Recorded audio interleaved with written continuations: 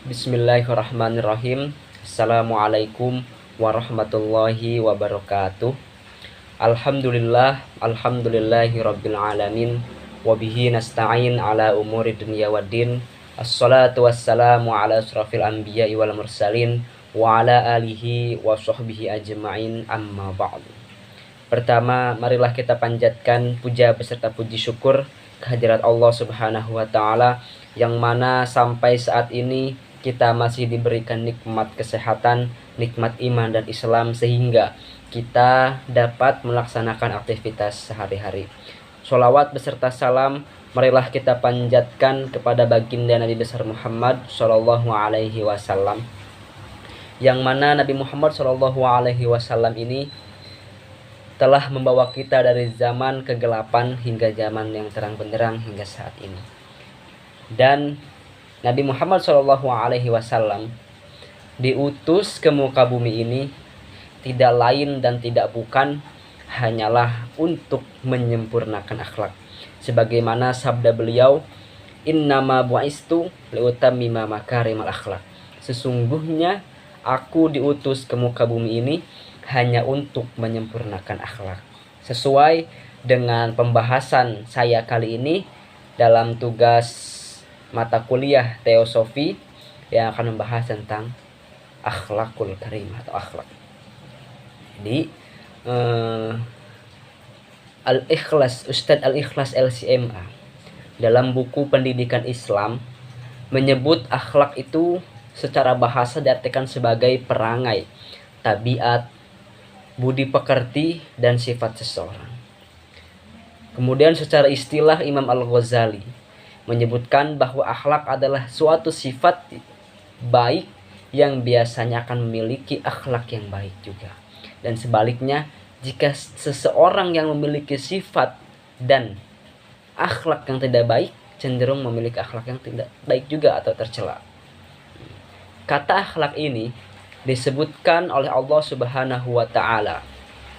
Dalam Al-Qur'an, Allah Subhanahu wa taala berfirman, inna akhlasnahum bi khalisatin dzikran dzar, yang artinya sesungguhnya kami telah mensucikan mereka dengan menganugerahkan kepada mereka akhlak yang tinggi, yaitu selalu mengingatkan manusia kepada negeri akhirat. Jadi dalam akhlak ini ajaran Islam, agama Islam tentunya Nabi Muhammad SAW sebagai Rasulullah, sebagai rahmatan lil alamin, sebagai utusan Allah, diutus ke muka bumi ini hanyalah untuk menyempurnakan akhlak. Manusia diberikan kesempurnaan dan kelebihan dibandingkan dengan makhluk yang lain.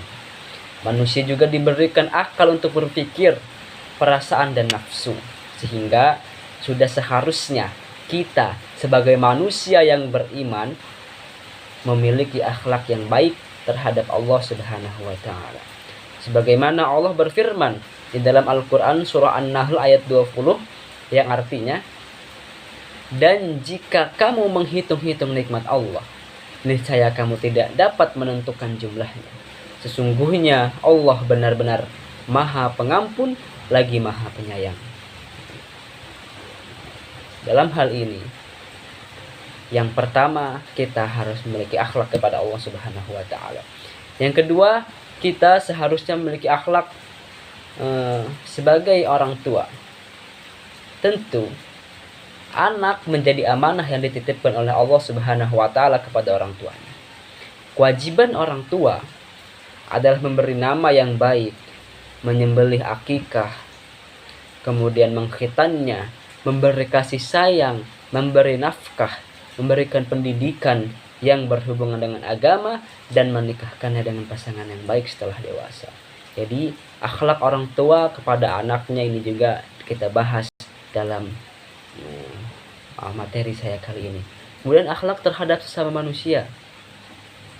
Kita sesama manusia seyogianya, seharusnya memiliki akhlak bersopan santun yang baik. Islam mengajarkan manusia selalu memelihara dan mengembangkan hubungan baik antara manusia. yakni dengan cara bersilaturahmi. Nah, Rasulullah SAW bersabda, barang siapa yang ingin dipanjangkan umurnya, dilapangkan rezekinya dan dimudahkan segala urusannya, maka hendaklah ia bersilaturahmi. Jadi mungkin hanya ini yang dapat saya sampaikan.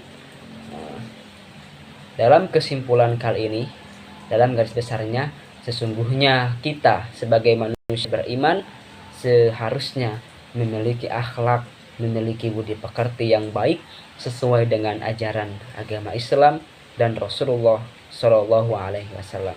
Sekian yang dapat saya sampaikan, kurang dan lebihnya mohon maaf. Wassalamualaikum warahmatullahi wabarakatuh.